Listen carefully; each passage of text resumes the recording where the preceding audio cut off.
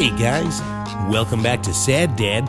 My name is Dave Abkary and I am a comedian out of Fresno, California, and this is a podcast where I sit down with my fellow funny friends, my fellow comedians, and we talk about dads. Hi, how are ya? How's your week been? We are up on Spotify now. This thing's on Spotify. Whoa. And a lot of people ask me about Spotify, and when I first started this podcast, I tried to get it up on Spotify. It was a fucking nightmare. They were like, at the time, I think Spotify was really just starting to catch on, I guess we should get into this podcast thing. So they had a few big podcasts up on it, but they really were not friendly to, especially to smaller podcasts, and as far as their, getting the verified artist status in order to post up on Spotify was just. I remember emailing back and forth with their customer service, and they were like, "Yeah, sorry, take a hike, buddy. Who are you? What are you even doing here?" And then really just kind of I don't know. I was thinking about it a couple days ago, and I was like, I should revisit the Spotify thing. And I went to their website for podcasters, and it was super easy. It was just copy paste your RSS feed into this field. Cool, we're done. There you go. And I was like, well, that was easy. That was stupid easy. So good on you, Spotify, for being finally being nice to the little guy. And I'm glad. I've gotten a lot more Sad Dad Arenos. I've seen a big spike in download numbers, especially this month. And one thing I'd like to ask you guys, if you're new here, if you wouldn't mind reaching out to me to let me know how you found out about the podcast. This is a shoestring operation here, guys. I try a lot of different things. I just throwing shit against the wall and seeing what sticks. But if it was a shout out on another podcast, let me know. I'd love to give those, whoever that would have been, send them a thank you. I don't. I'm just a dude sitting in front of a microphone at his kitchen table right now. It's really early right now. It's 7:30 in the morning. I haven't been sleeping great. I have been. I feel well rested, but I've been just waking up so early in the morning. Today I woke up at it was 4:45 and I couldn't fall back to sleep. But I also took a 2-hour nap yesterday, so maybe my body's just we're good. We got enough. I don't feel tired. Maybe that's just what it is. I just looked. I'm 52 days into not smoking cigarettes. I haven't had a cigarette in 52 days.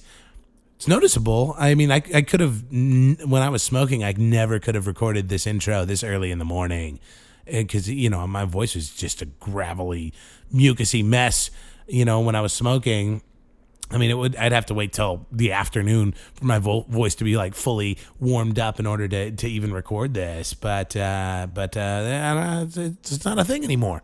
I can sing again. That's pretty cool. I picked up my guitar the other day and I was like, oh yeah, I can sing.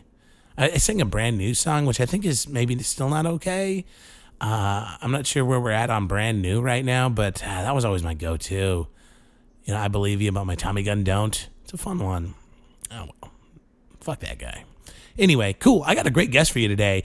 Amanda Cohen. She's super funny, super talented comedian, and she's got a great story. I think what's really fascinating about talking to Amanda is, just as a comedy nerd myself, she started, she was in these legendary comedy scenes at these pretty important times, she's in Chicago and she's back east, in the early 90s and mid 90s, and and she's got some ties to improv, and you got to understand this is the time and place where you have guys like Steve Carell and Stephen Colbert doing improv, and it's just absolutely fascinating to pick her brain and listen to her talk about that stuff. And you hear that on the podcast today. I just think it's so neat. And on top of all of that, she's also a great. She's a great storyteller too. This is one of those episodes that's real easy for me as a host because she's got a very clear, very well-defined narrative and story, especially in regards to her father.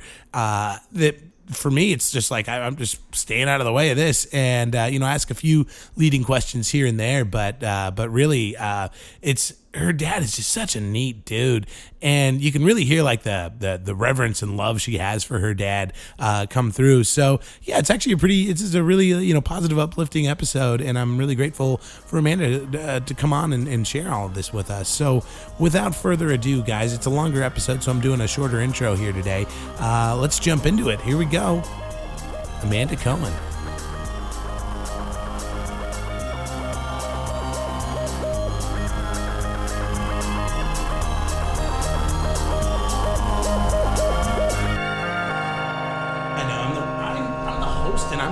About that, I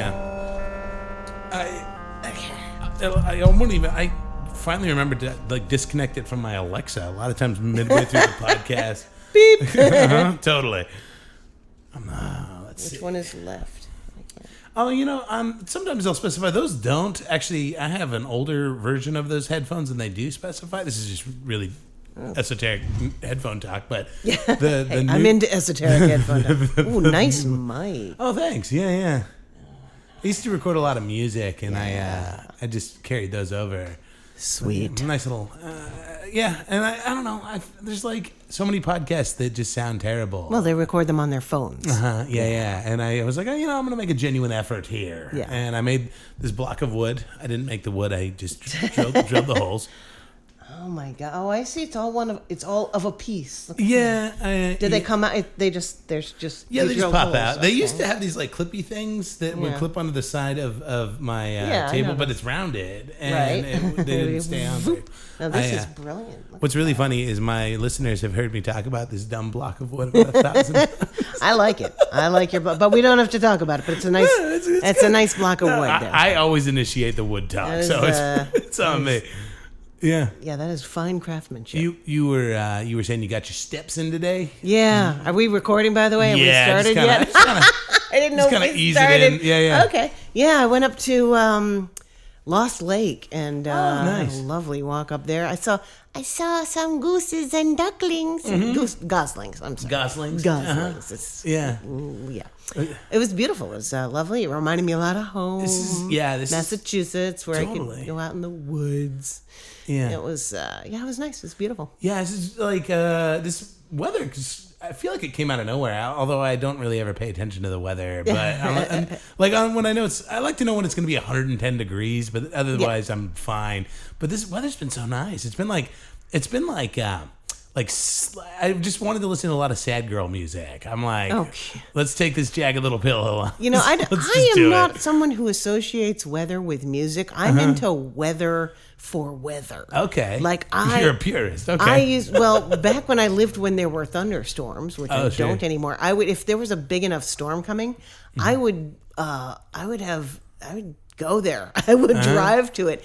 And as a result, I've been caught in the middle of some really nasty storms. Oh, wow. Yeah. I remember one in Wisconsin where I didn't know my phone had an emergency warning system for storms. Apparently it did, because I was kind of looking at this storm rolling in and lightning and darkness and thinking, I should probably get under something. Sure. And then my phone went, and I was like, oh crap. And I found a gas station, because it wasn't so much getting out of the rain. It was, just getting my car out from under hail. Right. And I found this gas station. I pulled in, and the wind, I saw garbage cans just sliding. I don't mean rolling, I mean sliding. Yeah. And I saw the gas pump, get the handle get blown off the thing. It was the nozzle get blown off the pump. But you were totally into it, though. It was fabulous. It was so awesome. And I saw it was either a transformer blew up, or it was kind of the center of the storm. Sometimes there's a little lightning. Yeah.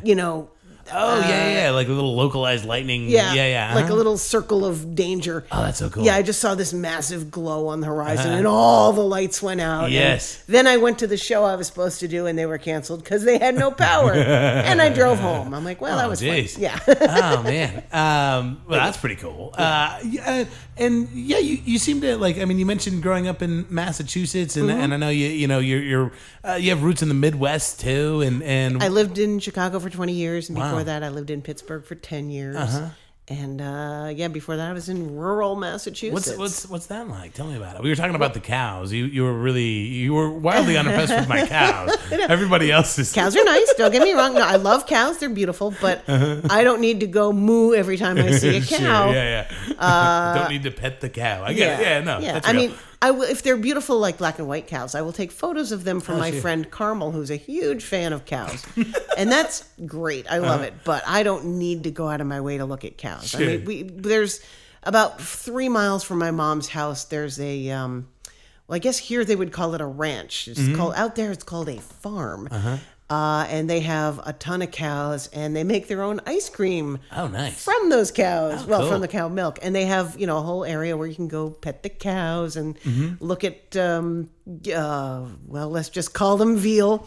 Little baby cows. That are kept in slightly better conditions than veal. They can walk around. Sure. And, random chickens and stuff. Yeah. And so I'm used to that. I mean, we used to go out every spring. We would drive out to the middle of nowhere to a sugar house, which is that's where they're all tapping all the maple trees. And and they have a giant grill set, a big griddle, giant 80 feet wide or something. And you just go and you have pancakes with syrup that they sugared off that day. Oh, that's so cool. It is amazing. Yeah. It was the best. And were you actually living on the farm, or were you just in a rural community? We were in developments. We weren't farm people. My parents were artists, and yes. So and the thing is, they very carefully chose this town.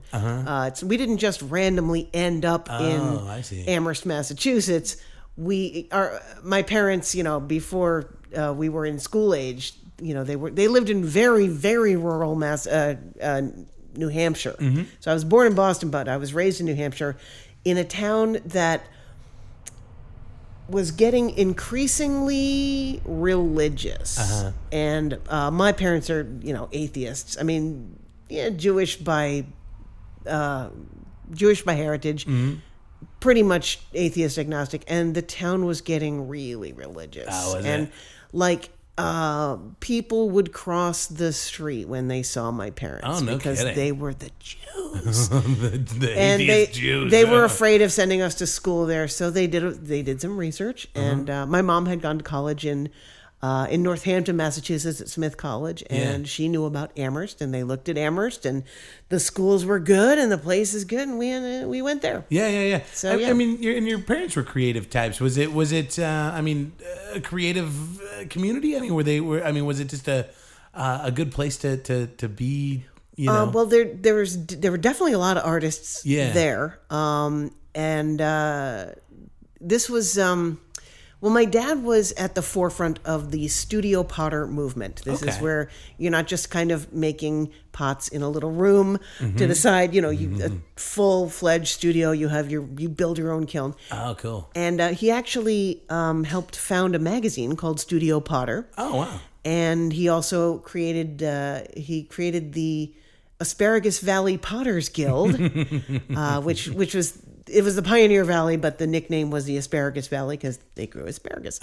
And they would meet, once a month. And that was always, my brother and I always loved that because whenever it was at our house, it was a potluck. And tons of good food. And we would just eat like crazy. And what kind of kid are you in the midst of all this? Are you are you like a real precocious artistic kid yourself, or are you freaking nerd? It's a nerd. I was the kid who would come home straight from school and do my homework. I mean, I guess that's a thing. Sure. But yeah, this was before they were giving homework to frickin' first graders. I know, it's wild. What are they doing? It's really silly. I mean, my daughter's 8, and it's like the amount of homework. She just moved to a different school this year, and it's way better. Like they have a sheet of homework a night, whereas before she had this thick homework like a packet. workbook. Yeah. She had to get through every week, and I it was don't just get that. And it's not like the kids are doing nothing. Like she still has softball and after school program. Yeah. And so we're just rushing around, and then at the end of all of that, we have this dumb packet of paperwork that we have to do, and it's just like, what do you? there's also this Wii thing. Other than flashcards, I don't remember my parents ever helping me with homework. That's true too. Like I mean, my parents were pretty. I mean, it was only when I was like really struggling that they would intervene. But I don't know. Yeah, we had we had an encyclopedia and go look it up. We did not have this interweb thing that you kids have. I was. I don't really know. I was just kind of. Mainly I did what my friend Sandy did. And she took horseback riding lessons and I took like a year of horseback riding lessons. Oh, cool. She went to this camp. I went to that camp. I never really, I liked to draw. I liked magic markers. Yeah. But I didn't have any particular artistic bent until maybe, junior high or high school. I had some interest in like theater, but I wasn't a total theater nerd, and I certainly never starred in anything. I was like, girl number 3 in a couple of shows, Right. But yeah, I mean, I basically wrote. Writing was my thing. Yeah. I wrote in just notebooks and I just wrote things. I took a couple of writing classes and I enjoyed that, but I also never felt like it was a thing I could make a living from. Oh. Still isn't. But I'm still writing. And how did your parents respond to that? Were they supportive, or were they kind of hoping you would blossom into like an artist? It's funny. Okay, so on my mom's side, my mom, artist. Her mom owned a clothing store in New York. Yeah, and her mom and her that was the great grandparents. They, to my knowledge, ran a store in their small village in Russia / Poland. It's kind of on the border, not quite sure. On my dad's side, dad was a professional artist. His dad ran a liquor store, and his dad owned and managed a brownstone in Roxbury, Massachusetts. Okay. And so he was a landlord. So I literally come from 4 generations of self-employed people on both sides. Wow. And yet my mom was always bugging me, get a real job, get a day job. Funny. She taught me, we learned typing in high school, and she made me take another typing class outside. Really? At a place called the Skills Center, which was basically women learning to, have jobs. Oh, geez. And it was the 80s. Yeah. And but you know what? Every time I sit down at a keyboard, I thank my mom for making me learn to type. What do you think was in? I mean, what do you think that came from? Was your mom like worried about the artist life for you? Like? Well, I don't think she saw me was? going into an artist life. I think she just wanted me to be employed on the reg. Sure. And I was, for a while. I had all kinds of different jobs, but in August 2000, I was invited to leave my last full-time job. And it was Thursday, don't come in Friday kind of a thing. Whoa. Yeah, it wasn't me. They got rid of an entire department, 40 of us at once.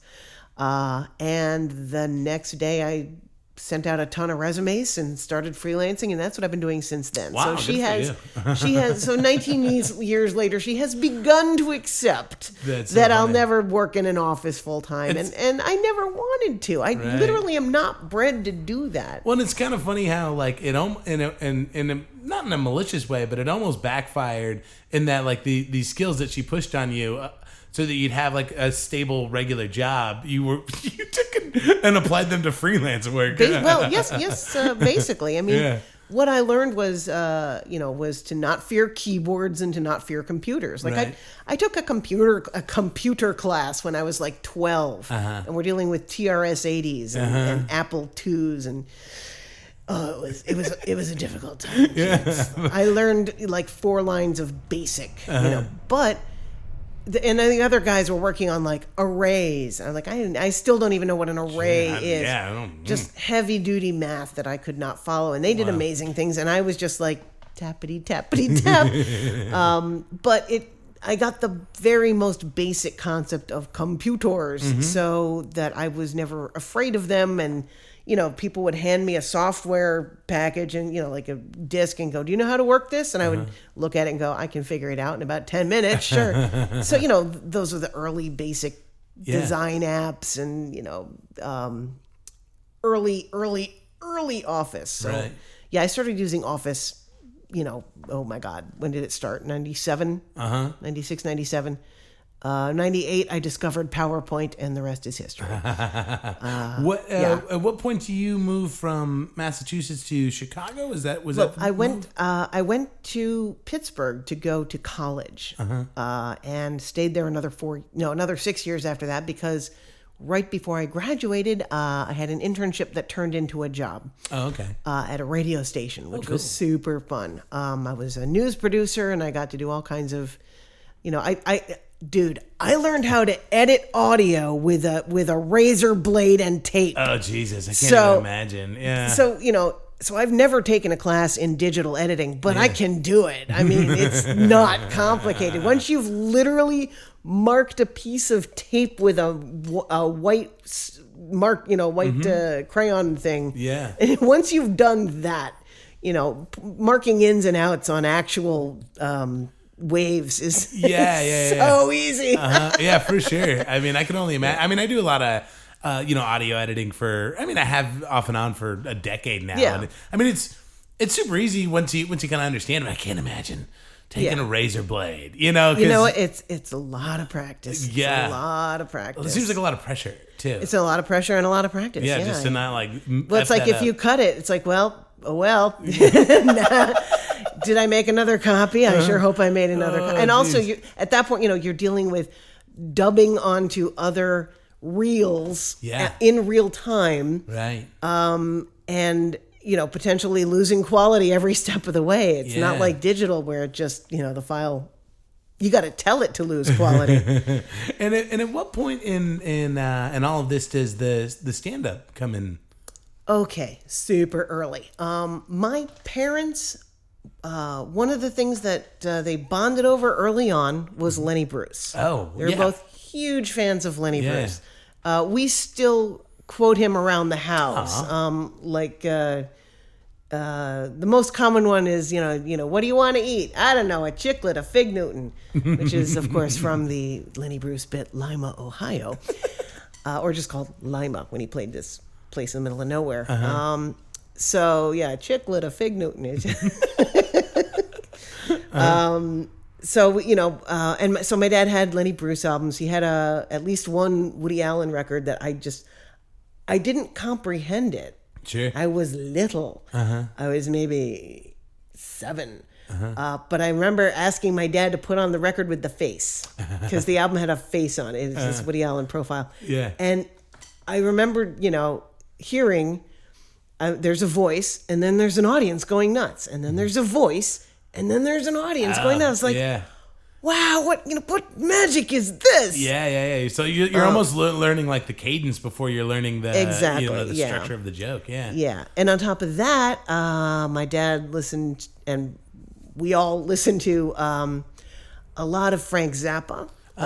He had an album called Just Another Band from LA, which has one side of it is Billy the Mountain, which is one of the most amazing things. I mean, it's silly now, but at the time it was like, I heard it so many times and I loved it. That's where I first heard about Ralph's. Oh, funny. So when I move here, every time I see a Ralph's, I think of, there's no, what is it? There's where no prices are lower prices than Ralph's. I knew their ad campaign before 40 years before I came here. How funny. Their old ad campaign. So yeah, we used to listen to a lot of Frank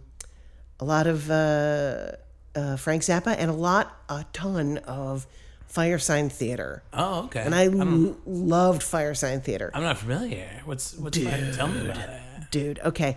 Firesign Theater is 4 guys. I think they got together in Connecticut, and they did these weird radio shows. They were just kind of, they would do characters, and it would be sort of a scene that would blend off into another scene, and random things would happen, and they started making records that are they're just trips is the best way I can explain it. They're just trips. Yeah. Like sometimes you can get some of it and it's a sketch, but then it just goes somewhere and, sound effects and really weird, usually kind of futuristic stories.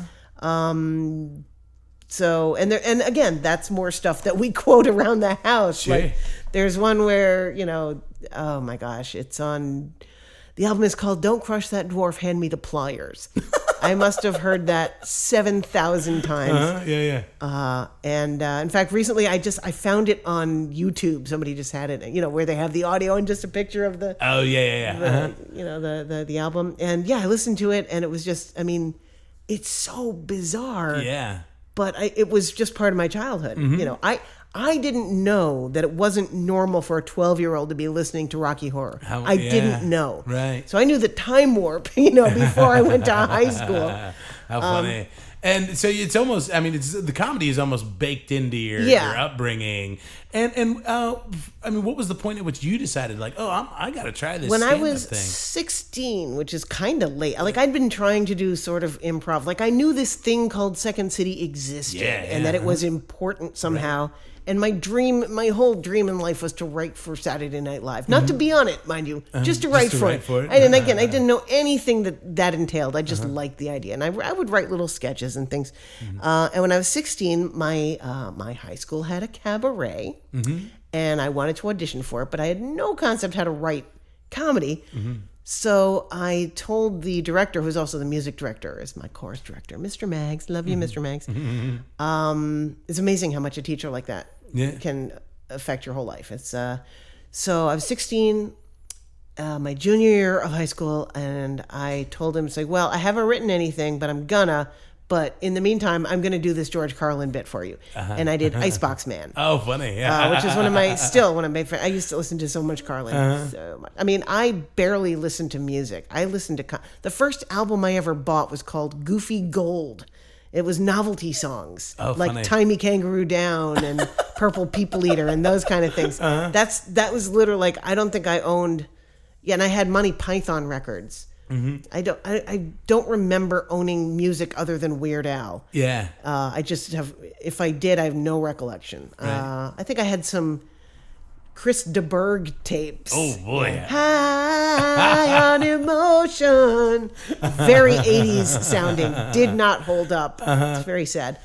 Although I always thought Don't Pay the Ferryman should have lasted a lot longer than it did. That's a great piece of music. But anyways, so I learned Icebox Man, and my chorus director / cabaret director very wisely said, you have it down, but you need to write your own material. And he wasn't wrong. Sure. So I started, writing things down, making little notes of things, of, stupid things.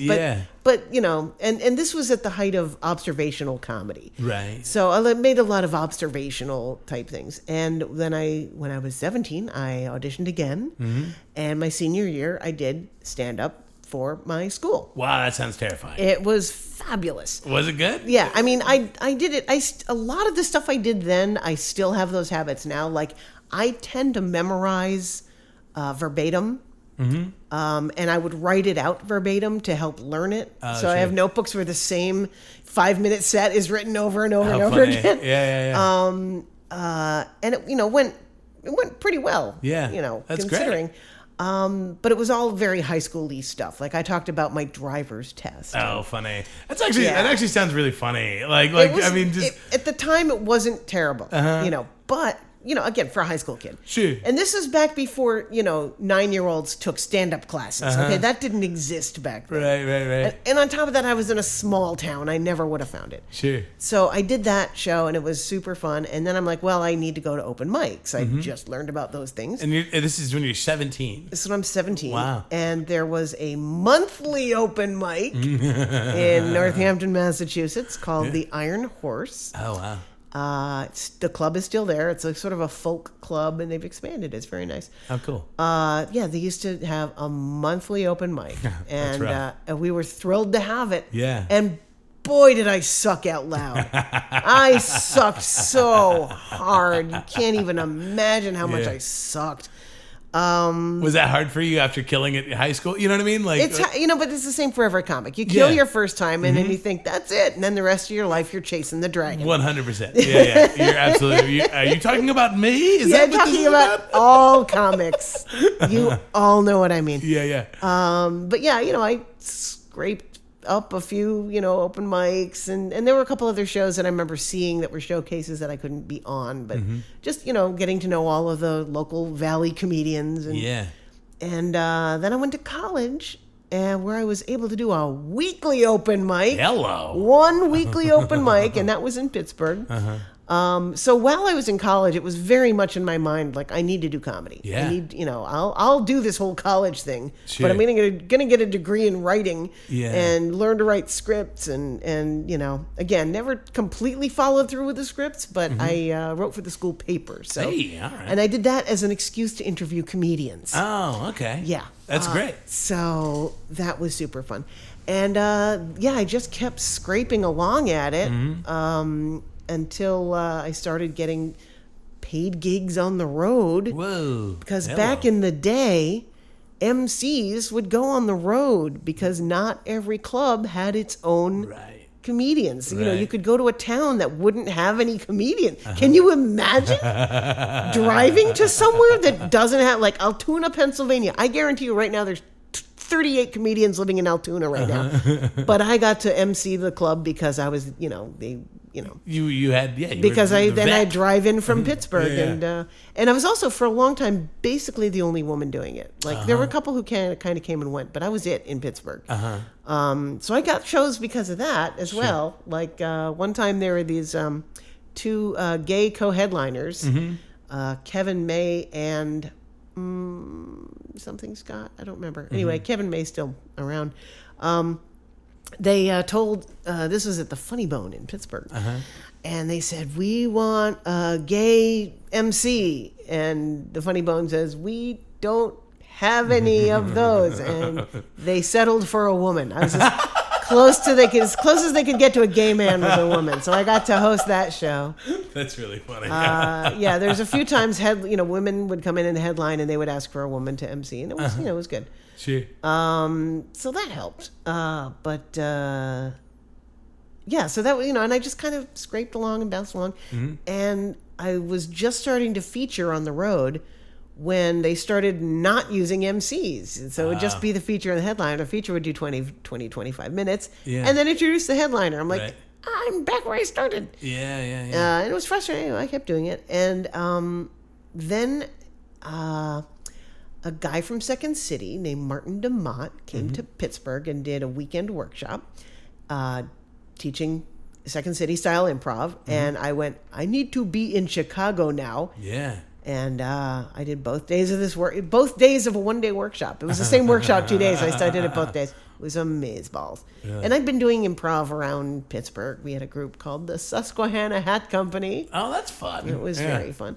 And I did that. And then I went to Chicago and started doing the whole Second City Conservatory So you're thing. doing Second City Improv in Chicago. That sounds pretty. I mean, that's It's like classes. Anyone can do it. Is it really? Yeah. Oh man. I mean, you do have to audition. Because yeah. you hear about those companies and you hear about like a specific city like Chicago Improv. You're like, I mean, its reputation precedes it. Yeah, in a lot of Chicago ways. is in my opinion the center of improv. Yeah. I mean, there's improv everywhere. But my belief is that even the best of New York came from Chicago. Yeah. UCB Right. started in Chicago. Right. So I was doing that, and it was great, and I was learning a lot, and I was sort of doing stand-up. But what happened was I went to an open mic in Chicago, and it didn't go well.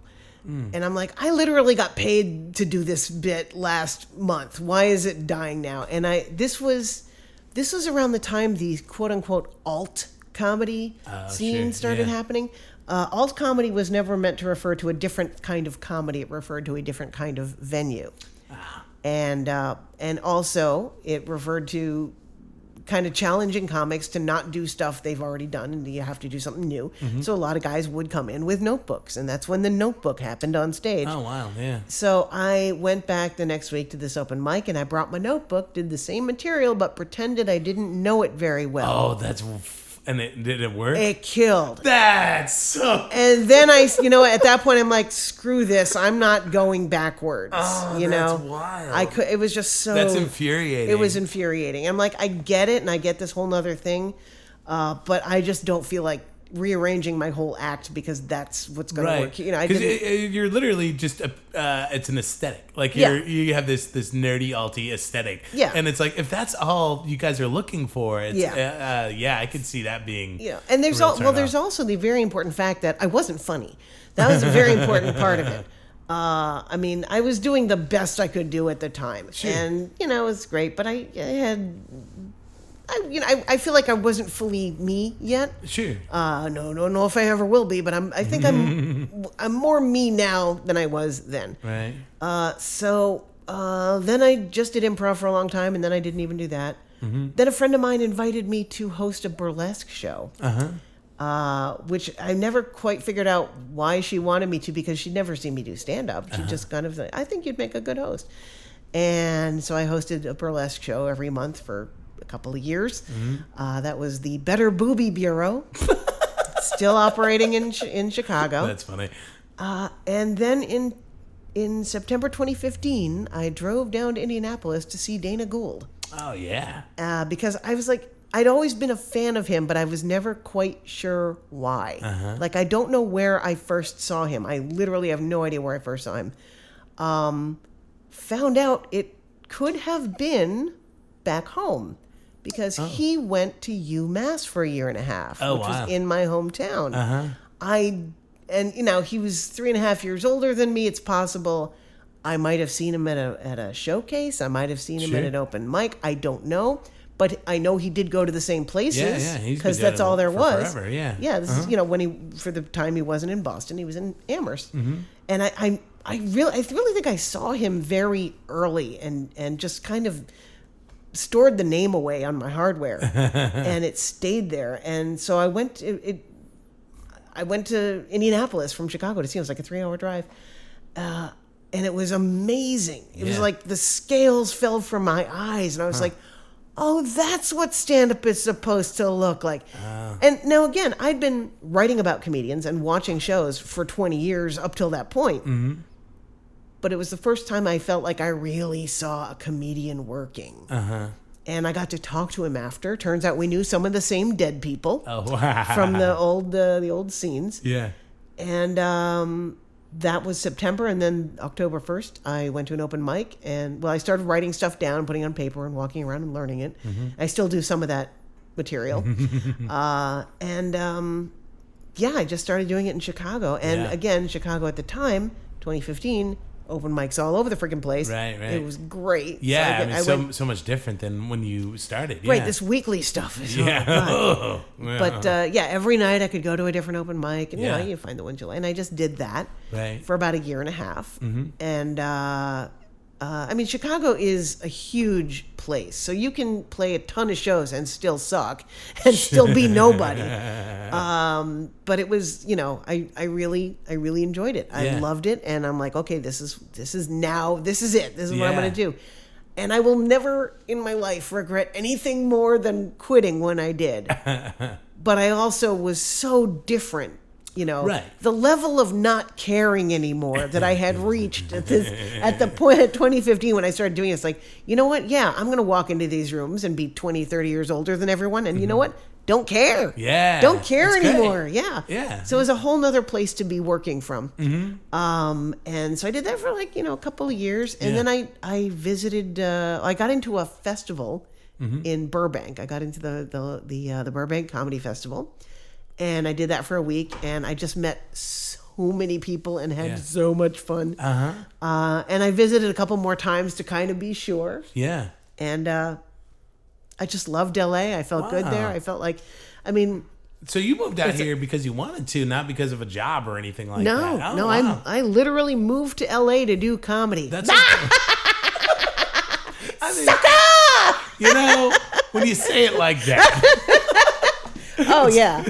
Oh, let me tell you, I've made dozens of dollars. Most of it here in Fresno, let me tell you. Well, we like it. So. No, I love it here. No, that's always, I mean, people make jokes about Fresno. I think it's because the name is funny. But whenever I tell people, it's like, yeah, I feature on the road, but I headline in Fresno. They love me in Fresno. But also, I mean, I also love coming out here. Yeah, good. Fabulous. Yeah. I love the room and all that.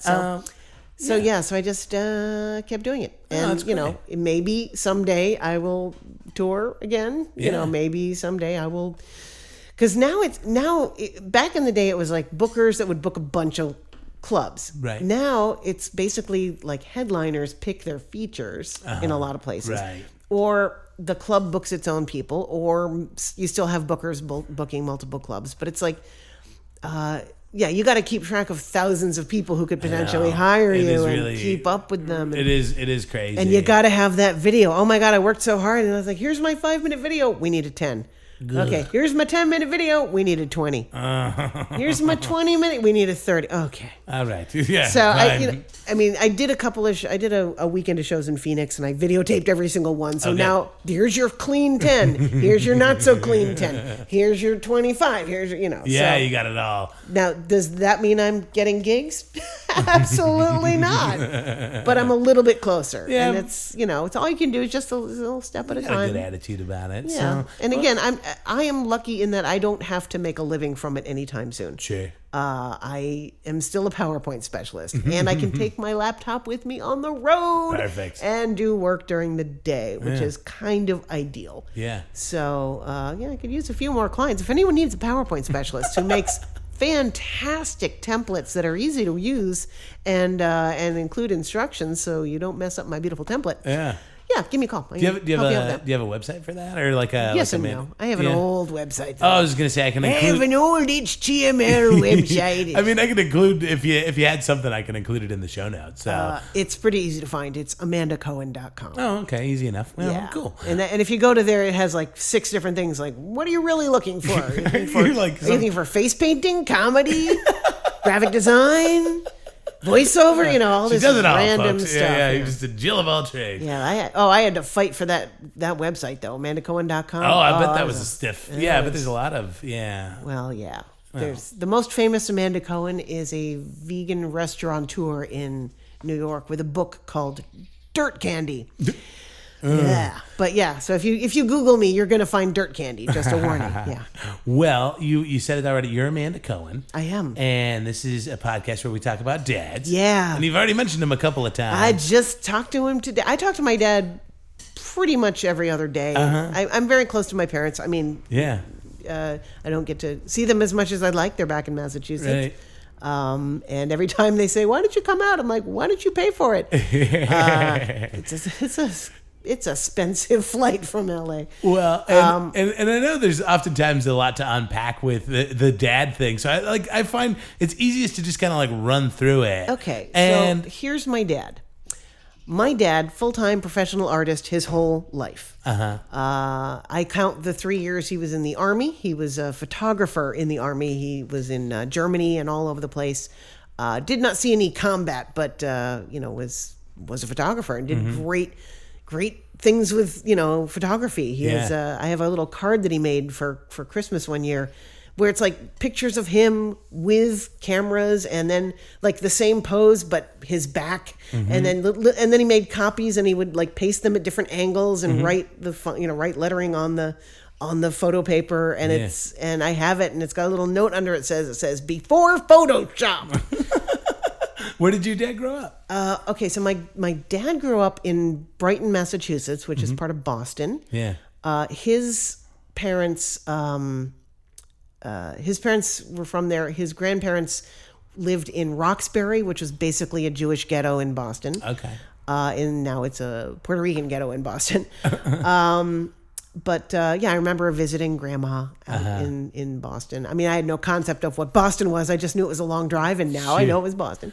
So he grew up incredibly artistic, just and like to a level that his mom could not comprehend. Oh wow! So he would just make things, like just glue stuff together. And, what an interesting place to be so artistic. You know what I mean? Like in a ghetto like that. Well, like, that was in Brighton. It wasn't totally a ghetto, but it wasn't like an artist center. Sure, and so when he was in high school, a teacher finally noticed he was doing like real art. And she recommended him for a program at the Museum of Fine Arts in Boston, where he went every day, and it was basically like, special classes. Yeah. And he learned to paint, and he learned to, sculpt and all these things. And his instructor at the Museum of Fine Arts had gone to mass art. Yeah. And so that was where he applied. I think it was the one place he applied. And he went and he got to mass art. And then he found out that his work was objectively better than a lot of people there. So a lot of students had come there with nothing, but he literally had a whole portfolio going into college. He would like, I know he did some work with glass blowing. He worked in jewelry. Yeah. And it's all very interesting because I've seen pieces of his glass and pieces of his jewelry, one of which I still have, that are, I mean, it's very much his style. His style was consistent across everything he did, which I loved. Everything had a sort of a hand worked. Yeah. He built things with his hands. Right. So then he went to mass art and he got into pottery. That was his main thing, was pottery. He was living basically at his mom's, and he just started building things in the basement and making little pottery things and going to little fairs and putting out his little blanket and selling things. And that was how he made money from the beginning. Wow. He had, he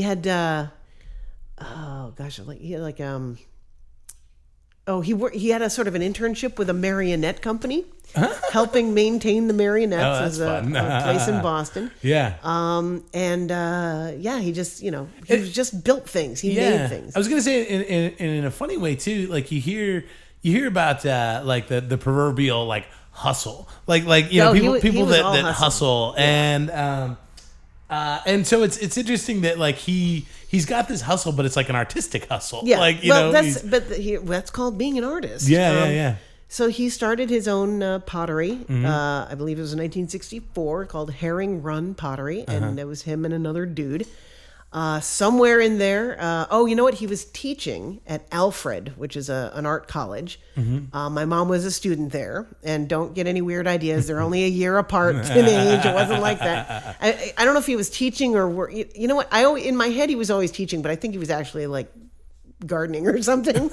I'm not sure what it was, but they met there, and she got into pottery. She was doing pottery as well. Oh, cool. And they got together and did pottery together, and they got married, and they became Cohen Pottery. Oh, wow. And Cohen Pottery still exists. My dad and my brother still maintain it. A lot of it is my brother. And for years, it was my mom and dad, and what they made is called production pottery. Okay. It was definitely art, but it wasn't fine art. It wasn't like you would go to a museum and buy a piece.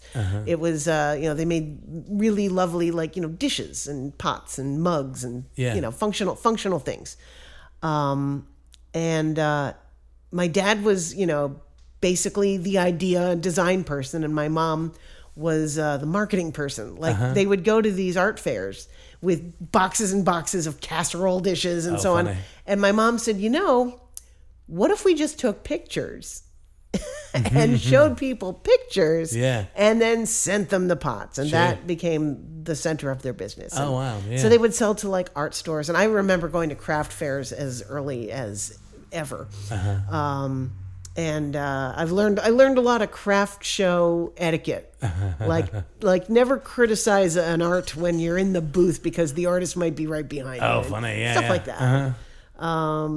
But yeah, I just saw, and also just trading. I mean, my parents would trade pieces of art for other pieces of art. So I have some, really nifty, I have a couple of scarves by this wonderful weaver and little stuff. You said something interesting earlier too, where you talked about the studio pottery, and he was kind of at the forefront of that whole movement. Yeah, we had growing up we actually grew up in Pelham, Massachusetts, which is right next to Amherst, and they had a studio that was separate from the house. It was like another building, which was amazing. And it had a huge kiln that my dad built brick by brick. It's called a catenary arch. It's like an arch that holds itself together. Oh, gotcha. There's no mortar in the bricks. It's just and there's some different kind of bricks. I don't know, but and it's still there and it's still firing. It's amazing. Cool. Yeah.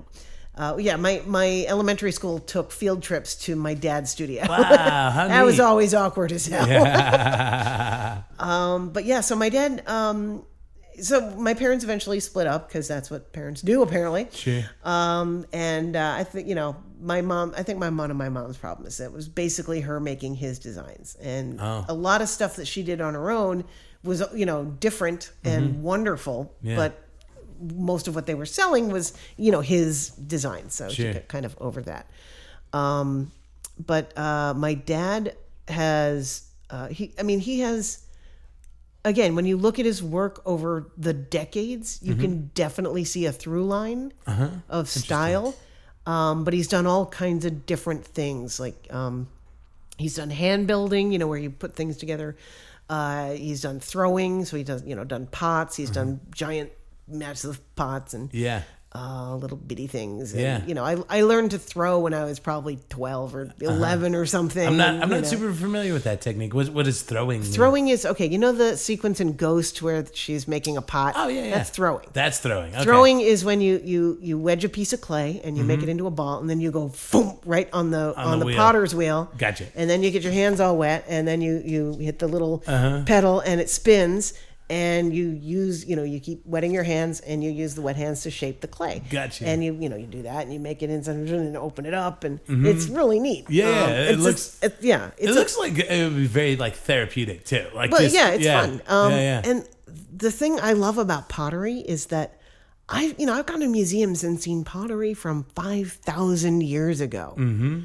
So, most of what my parents did was stoneware, and that will be around for thousands of years. Wild. So, I like to think that that humans will survive long enough, or that the next race that populates the planet will find pieces of my dad's work. Yeah, that's pretty neat. It's eternal. I love that. Cool. Yeah. So he has had various pieces in. All magazines and articles and museums, and he was interviewed by the Smithsonian. Wow!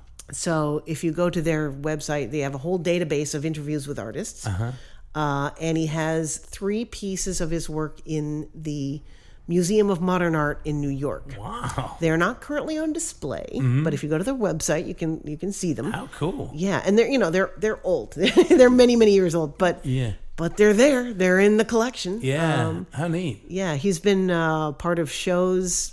All kinds of weird shows. He has a friend named Leslie Farron who runs a gallery in Northampton, and she has an annual teapot show.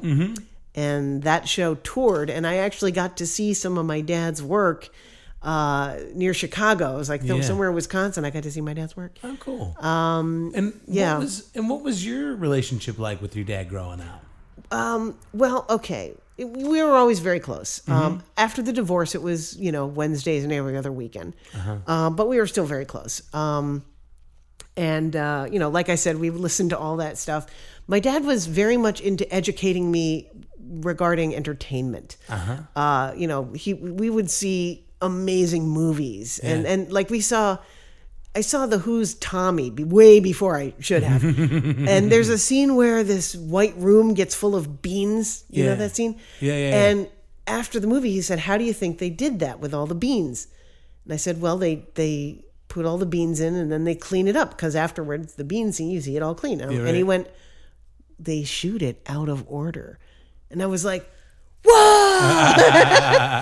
Oh man, movie magic! How funny. Yeah. He made sure I got a good film education and video. So I started grasping the concepts early on. And as far as comedy, I learned just the rhythms of it from everything we would listen to. Yeah. So he was always extremely supportive. Yeah, of sounds like he was real involved. Yeah, I tried jokes out on him. I still do. What was the one I had the other day? I just called him and I told him, "Oh my gosh! It was this. It was," and I have to remember to do this one tonight. It's new. As a feminist, all I want is to be able to eat a hot dog in public without people staring, just because I eat it like corn on the cob. And when he laughs, I know it's good. Yeah. Lately, though, his memory is not so great, so I can actually tell him the same joke a couple of times. And if it works multiple times, then I know it's good. That's great. That's so funny. And it's the same with my mom. I tell her jokes, but she doesn't always get them. She just never had the breadth. She has depth of knowledge. She can go into a museum and tell you what anything is. She'll go, oh, there's the Kandinsky. It's like, oh, okay, Mom, whatever you say. Did your dad ever remarry, or did no? He had a girlfriend for like 25 years. They never lived together, which is one of the reasons they lasted that long. Oh, that's real. And then she one day announced that there was another dude and she was gone. Oh, wow. And we're going to dance on her grave when she dies. We may wait until then, but 25 years. It's like at that point, just stick it out. Like you don't have a whole lot more time left, well, really. Like they both did, and that was But yeah, we have my dad and I have a date scheduled to dance on her grave whenever that becomes available. Sure. And if he can't make it, I'll go myself. No hard feelings. It was bad. It was very bad. That's rough. Yeah. Where's your dad at these days? He's still in Pelham. He lives in. He had a kind of a house built on top of the studio. Oh, okay. So we sold the big house when my parents got divorced, and my dad had a place built on top of the studio, and it's adorable and completely unique. It was custom made by a friend of his, custom designed by a friend of his. And it's just my dad's space, and I love being there because it's so uniquely him. Sure. And it's full of so much art, all the art. And he's still doing it today. So several years ago, bunch of years ago, my dad started having wrist, probably had like carpal tunnel. He had some issues with his wrist, so throwing is not really a thing for him anymore. But he's still hand building, and he designed these beautiful tiles. They're 6 inches by 6 inches, and they're this wonderful radiant blue. And in the middle, there'll be like a pressed design, and then you put glass in the design, and then fire it, and what you get is a blue tile with a sort of a glassy, glazed art thing in the middle. Those are the Cohen tiles, and they were intensely popular. They're a little harder to sell now, but he's still got galleries all over the country that sell them. Yeah. And my brother helps with those. He's really good with the glass. I've been told that his glass placement is excellent. Your brother's? My brother. Oh, yeah. cool. Yeah. My brother does all the paperwork and all that. Sure. Basically has taken over that part. But yeah, he's working at my dad's studio. Oh, cool. Like, I don't know, 4 days a week, and I'm the rogue who went away, who ran far away. I never meant to be this far away, but every time I would go, I found somewhere farther I needed to be. Have you ever performed in front of your dad? Tons of times. Many. Is he into it? Oh, he's my biggest fan. Oh, that's great. Yeah, just last November, I went home right after Thanksgiving when it's cheaper to fly. And I got a gig in Boston. Oh, and cool. we did that. We drove out to Boston together, and I did this gig in a brew pub. And it was okay. It was pretty good. That's great. And I'm trying to score something in Boston for when I go in June, and he'll come out again. And my mom doesn't like to drive that far, so she may not make it out that far. Sure. But she's come to other shows that were closer to town. I had one in East Hampton, and she was there, and I did all my mom jokes, and she laughed. And there's nothing like telling mom jokes, and the audience goes crazy, and then you say, "By the way, that's my mom," and then huge gratuitous round of applause. It's so pandering, but boy, do I love it. Well, sometimes you got to take the easy win. We work really hard most of the time. Yeah, I take the easy win. And she loved it. Yeah. This is the part of the show where I ask for a dadictote. I know I mentioned it to you. Okay, yesterday. I got it. Okay, lay it on me, sister. My dad would take me and my brother out for like weekend trips, or sometimes longer if it was like holidays. And there was never a lot of money to spend on these trips. So a typical trip would be like a 3-hour drive to somewhere near an ocean, maybe somewhere in Maine or something. And we would either camp out. We camped out in the White Mountains a lot. And we'd either camp out or get the cheapest motel on the damn planet. And one time we were in this super cheap motel in a beach resort town. And we weren't on the beach side. We were on the other side of the street. And we were in this hotel, this motel. I don't remember the name of it, but one time we saw a motel called El Rancho, as in like ranch. But every time we talk about these hotels, it's like, yeah, like I stayed at El Rancho, and so we were at something like that, and we found out in the middle of the night that one of the reasons this room was so cheap is that the train tracks were like 15 feet behind the back window. Oh, jeez. So in the middle of the night. Jeez. And my dad used to carry a boombox, and he would make little recordings, like, so today we went. Where did we go today? Oh, today we went to the swimming and we went to mini golf. So we have a tape where he was woken up by the train. My brother and I weren't, but my dad was. So we have this tape where he's like, you can just hear the train in the background, and he's like, "It's 4 a.m. There's a train. Woo woo." So yeah, one of my dad's adventures in recording. That's fun. Well, your dad sounds like a rad dude. He's I don't normally like ask for names, but he's a public figure, right? Michael Cohen. Michael Cohen. Michael Cohen. Which is, yes, his name is Michael Cohen, not the guy in the news, which has been very frustrating hearing things like Michael Cohen is testifying. I'm like, no, he's not. No, does he? I mean, I'm sure he's got a website for his art. I can link that in the show notes, right? It's michaelcohentiles.com. Awesome. And I maintain it, and it's also a relic of the best of 1990s HTML technology. I just never progressed past that. That's okay. I mean, it's kind of at this point, it's like vintage. Yes, it is a vintage website. God. It is a vintage website, but yeah, you can see some of his stuff there and some pictures. Cool. Well, I'll link both websites, and awesome. And then if outside of the website, Facebook and Instagram and all that fun stuff, or do you? My dad's on Facebook, but he doesn't have like a. Oh, I meant for you. For me. If anybody wants more, I guess it probably links from the website, right? I think so. I don't remember. That would have been smart. But he does very, very little social media. He's good with email. Gotcha. He's great with email. He can rock Excel and Word, but that's basically it. And if people want more Amanda Cohen, if they want more Amanda Cohen, they can find me on the Facebook at Amanda Cohen. There's also Amanda Cohen Comedy, which is my other Facebook page. Oh yeah, that's your official page. Yeah. And I am on the Twitter and the Instagram both at Amanda Cohen 27. That's AmandaCohen 27. Oh, well, Amanda, thank you so much for doing this today. Thank you for having me. Yeah. This was super fun. Yeah, I had a blast. Just for the record, my dad is the most awesome dad in the world. I know a lot of your people have said that, but you know what? Mine is the best one in the world. Yeah, I mean, not I wouldn't say a lot, but yeah. Okay, well, you're right. Some people weren't and the thing is, I acknowledge that I was lucky. Sure. My parents are great. We had our moments. Everyone does, but damn if my dad isn't the coolest dad ever. Oh, that's a sweet bouquet. Yeah, thanks so much.